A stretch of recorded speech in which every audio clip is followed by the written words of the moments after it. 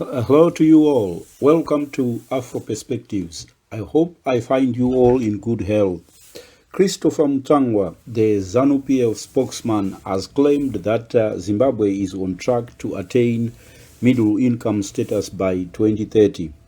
That's him at the ZANU-PF HQ giving what he referred to as a presser on the 27th of May, just a few days ago. Middle income status by 2030. That's an astonishing claim, to say the least. It's an extravagant assertion, to be honest with you. In a middle-income country, the average person gets at least 13,845 US dollars per year. That works out to 1,153 US dollars per month. In case you might be wondering where I get those figures from, those are figures provided by the World Bank. Chris Mutsvangwa displays the typical arrogance associated with ZANU-PF politicians, speaking of middle income status without even bothering to explain what he means by this, and without even bothering telling his audience where he gets his facts from, where he gets his statistics from. When you use figures supplied by the World Bank, in South Africa, the average person gets US dollars 14,990 per year. That translates to 1,249 American dollars in a month. In Botswana, those figures are even higher. When I'm saying the average person, I'm talking about public servants, the likes of teachers, nurses, entry-level soldiers, entry-level police officers, those kinds of people in such jobs. Chris Mutsvangwa excels at throwing extravagant claims at ordinary Zimbabweans. Well, consider that just a few weeks ago, lecturers at the University of Zimbabwe went on strike because they take home just 200 US dollars. Imagine that, 200 US dollars. Teachers, nurses, entry-level soldiers, and police constables earn even less than that, no more than just a meager 150 US dollars. 2030, believe you me, is just 4.5 years away. This is just a wild claim when you consider that ZANU-PF has spent the last 45 years in power. ZANU-PF claims it is going to do in just under 5 years what it has failed to do in 45 years. For Chris Mutsvangwa to hold what he termed a presser and make those extraordinary claims is just an insult on those of us who are struggling to make ends meet. For Chris Mutsvangwa, the monthly wages, say, of a teacher or a nurse is probably his weekly budget to pick up his groceries at Pick and Pay or Bon Marché. And you would want to ask, why is it that Mutsvangwa is trying to convince us that public servants in Zimbabwe will be earning more or less like what their counterparts in South Africa or Botswana are earning right now? He is simply trying to do some magic tricks here to conjure up achievements out of thin air, something that does not exist, something that has not been done under 45 years of ZANU-PF rule. In his speech, Chris Mutsvangwa repeated the term failed state a total of 9 times. I repeat, 9 times. And that wasn't just a slip of the tongue. It reflects what he was truly thinking at the back of his mind, what he did not want to admit to the public, to the Zimbabwean public, to be precise. Take a look at the map of Africa I have loaded on the screen on there. The country is in brown. The country is shaded brown, that is, are your failed states. You have to forgive my sense of color perception. It's not that great, but I think you can see for yourself that Zimbabwe is on that map and it's colored brown. It does not matter which source you consult, there is unanimous agreement that if Somalia and the Democratic Republic of Congo are shaded brown, so is Zimbabwe. They are all failed states. That's one thing all three have in common. And besides the DRC, Zimbabwe is the only country in SADC where things have collapsed. Southern Africa's only failed state. That's a massive achievement under ZANU-PF. 45 years of reducing the bread basket of Africa into a basket case. And this is what Chris Mutsvangwa is trying to persuade us, that you should consider Zimbabwe as a success, even if people's day-to-day experience tell a different story. Mutsvangwa is fully aware that what he is saying is nothing but a pack of lies.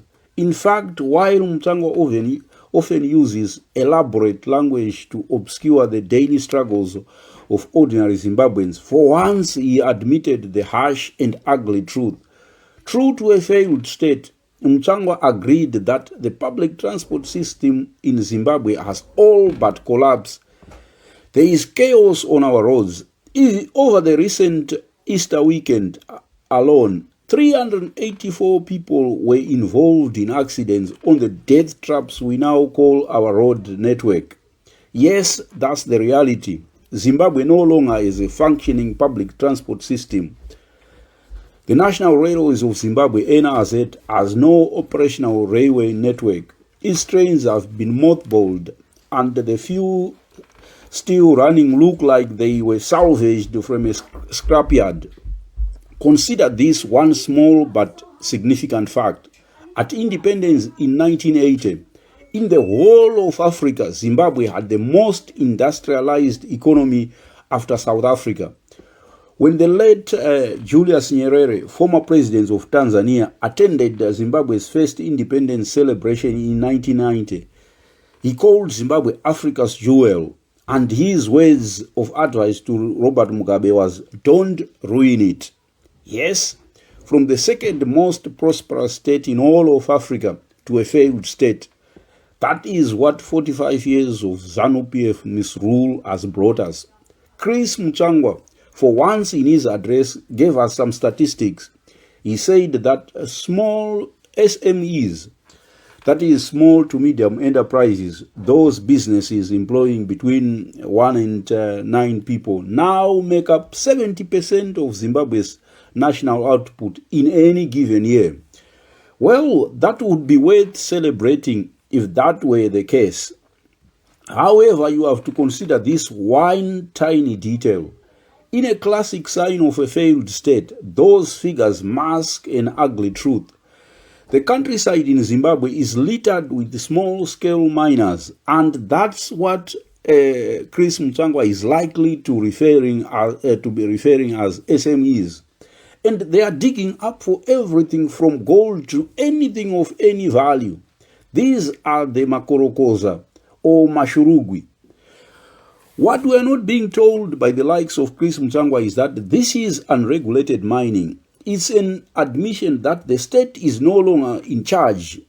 There is no police, there are no agents like from the Environmental Management Agency to just look at what those people are doing, to just keep an eye, to make sure that they are following the rules. It's a free-for-all. And as if that were not enough, some of the small-scale miners, they are not even locals. They are from China. And what do the Chinese do in the Zimbabwean countryside, like digging up open pits everywhere, spoiling rivers, dumping rubbish in all sorts of places?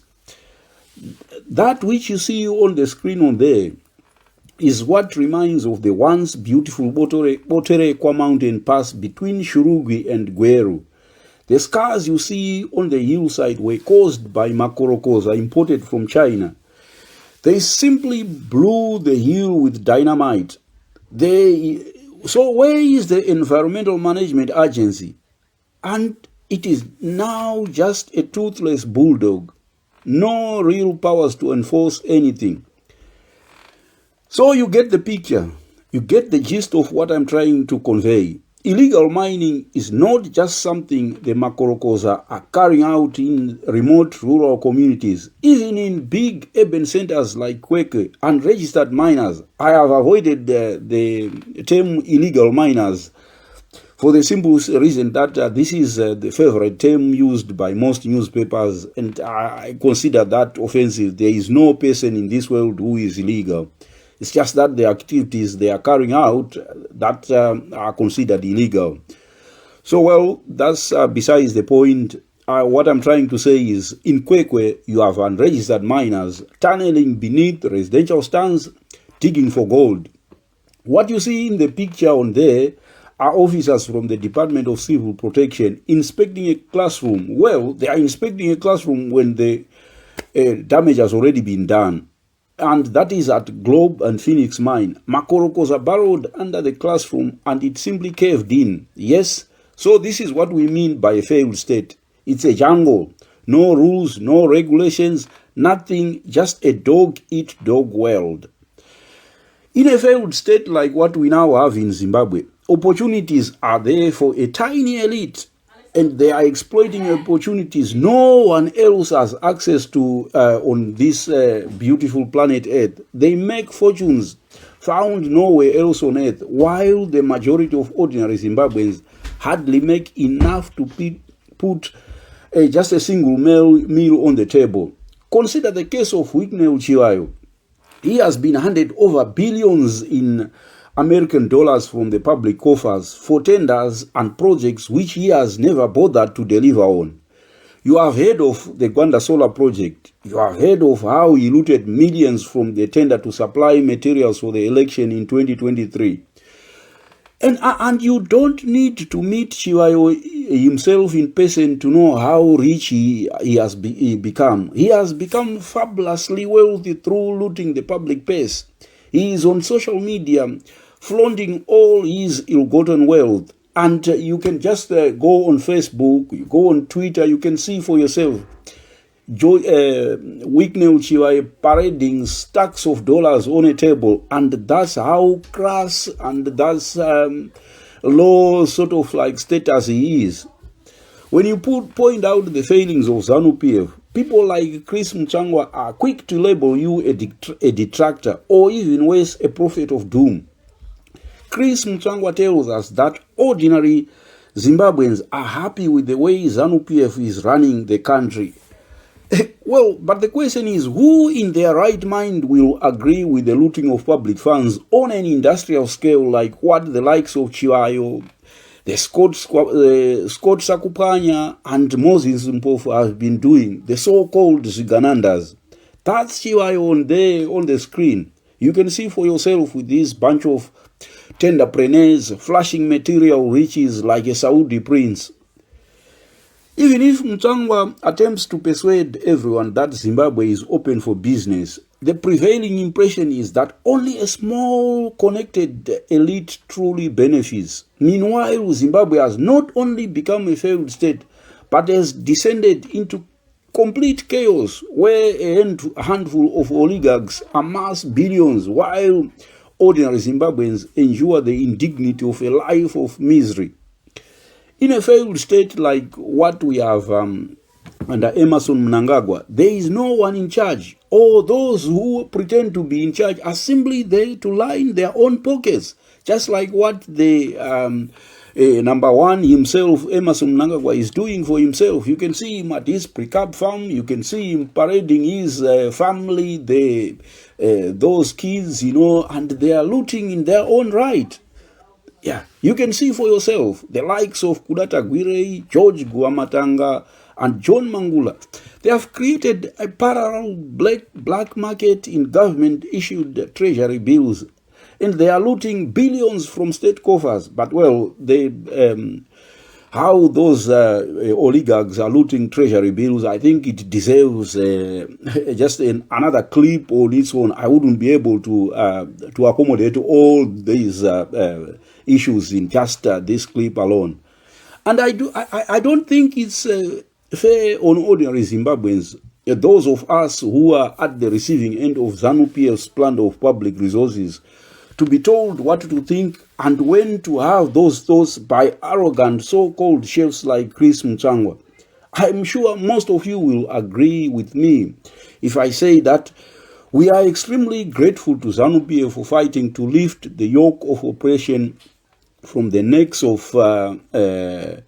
Zimbabweans all those years ago. But the simple fact of the matter is that we live in the present, and most of us would want a better future for our kids and those who come after us. Holding pressures to remind us of the exploits of yesteryear is great, but that, Mr. Mutsvangwa, is not going to put food on the table for the majority of Zimbabweans. Nor is that going to solve the shortage of basic medicines like paracetamol in our public hospitals. Kids at Siachilava Secondary School in places like Binga, they need decent classrooms. Well, you can say what you like, but in Shona we say matakazga kare haanyara zimwana anditi. I think anyone can see the wisdom distilled in such a saying, distilled from the wisdom of generations of those who came before us.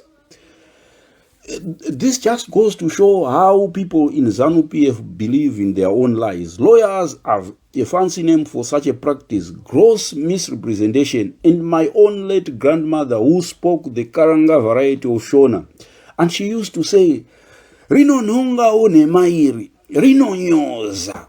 Those who know Chris Mutsvangwa better than me, they have given him a nickname, Mr. Motormouth. That's just the kind of person we are dealing with. So there you have it.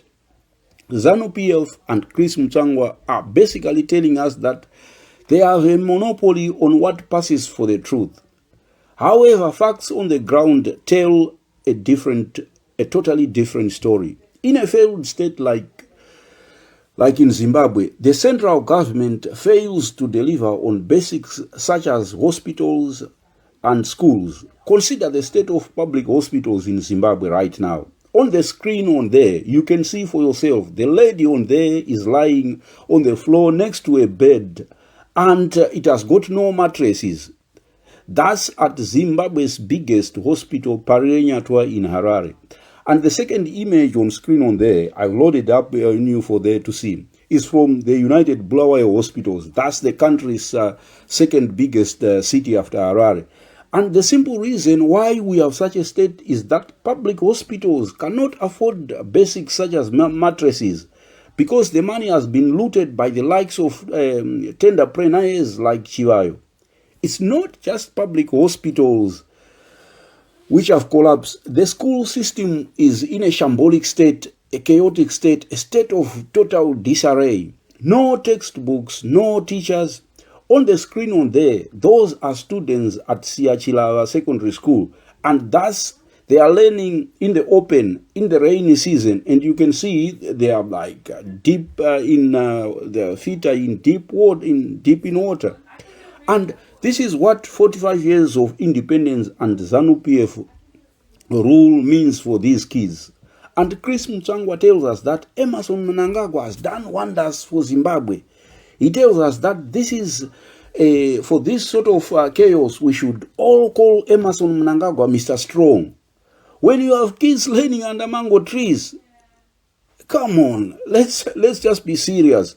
And because the so-called ZANU-PF chefs and their accomplices in the private sector are looting billions from public coffers, and to me, this is as worse as it can get.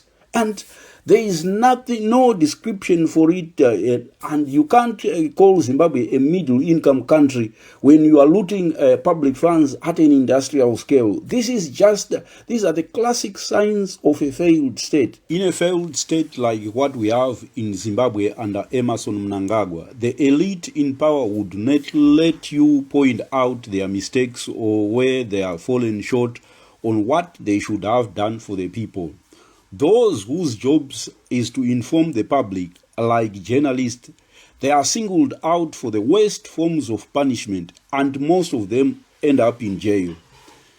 Just like you have heard from Chris Mutsvangwa himself, the only source of information in Zimbabwe, we are told, should be its spokespersons, people like Chris Mutsvangwa himself, and ZANU-PF as an army of these.